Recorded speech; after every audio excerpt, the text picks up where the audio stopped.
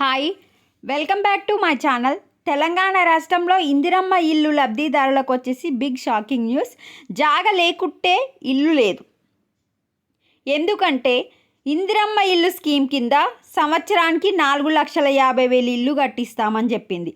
ఈ 4,50,000 ఇల్లుని ప్రతి నియోజకవర్గానికి 3,500 ఇల్లునైతే మనకు డివైడ్ చేయడం జరిగింది.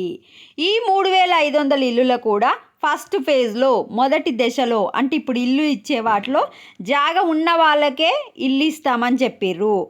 రెండో విడతలో జాగతో పాటు ఇల్లు అంటే సెకండ్ ఫేజ్లో ఎవరికైతే జాగ లేదో వాళ్ళకు జాగ ఇచ్చి ఇల్లు ఇస్తాము. ఇప్పుడైతే జాగ ఉన్న వాళ్ళకి మాత్రమే ఇల్లు ఇస్తామని చెప్పిర్రు.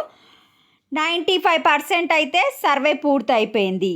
మరి ఇక్కడ చూడండి, ఈ జాగ ఉన్న దాంట్లో కూడా ఫస్ట్ ప్రయారిటీ ఎవరికి తెలుసా? మొదటి విడతలో దివ్యాంగులు, ఒంటరి మహిళలు, అనాథలు, వితంతువులు, ట్రాన్స్జెండర్లు, సఫాయి కర్మచారులకు అత్యంత ప్రాధాన్యం ఇవ్వాలని అధికారులు ఆదేశించారు. సో జాగున్న దివ్యాంగులకు, ఒంటరి మహిళలకు, అనాథలకు, వితంతువులకు, ట్రాన్స్జెండర్లకు, సఫాయి వాళ్ళకు వీళ్ళందరికీ ఇల్లు ఇచ్చిన తర్వాత వీళ్ళు కాకుండా నార్మల్గా మనలాగా మనుషుల్లాగా ఉంటారు కదా, ఈ కేటగిరీ కాకుండా అన్నీ ఉండి పేదవాళ్ళకు కదా, ఈ కేటగిరీ తర్వాత మిమ్మల్ని సెలెక్ట్ చేస్తారు ఫస్ట్ దశలో. అయితే రెండవ దశలో జాగ లేని వారికి జాగ ఇచ్చి ఇల్లు మంజూరు చేస్తామని వెల్లడించారు. అంటే ఇప్పుడు జాగ లేని వాళ్ళకైతే ఇల్లు రాదు. జాగ ఉన్నా కూడా ఫస్ట్ ప్రయారిటీ వీళ్ళందరికీ ఇచ్చిన తర్వాత నార్మల్ వాళ్ళకి ఇస్తారు.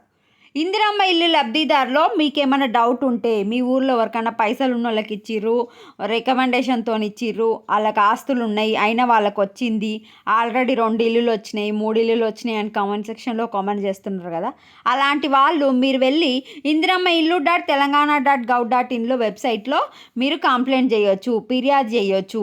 అప్పుడు మీరు ఇచ్చిన ఫిర్యాదుని మళ్ళా పై అధికారులు చెక్ చేసి మీరు ఇచ్చింది కరెక్టా లేదా, మీరు కరెక్టే చెప్పిరా లేదా అన్నది మళ్ళీ మీ మొబైల్కే వాళ్ళు మెసేజ్ చేయడం జరుగుతుంది. పారదర్శకంగా ఇందిరమ్మ ఇల్లు అయితే అర్హులైన పేదలకు అందజేస్తామని గవర్నమెంట్ చెప్తుంది. సర్వే జిల్లాల వారీగా సర్వే చూసుకుంటే 98% కంప్లీట్ అయిపోయింది. గ్రేటర్లో మాత్రం హైదరాబాద్లో మాత్రం 88% కంప్లీట్ అయిపోయింది.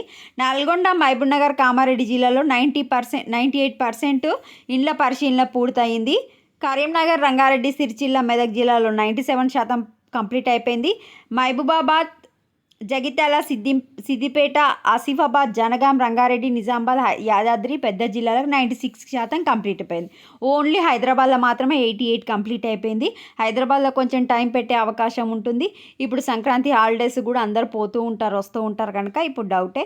మరి జనవరి 31 లోపు మనకైతే ఇందిరమ్మ ఇల్లు ప్రదానం చేస్తామని చెప్పిర్రు. సో ఫస్ట్ జాగ ఉన్న వాళ్ళకి ఇల్లు, ఆ జాగలో కూడా ఈ కేటగిరీ వాళ్ళకి తప్పకుండా ఇల్లు వస్తుంది. మ్యాక్సిమం 99%.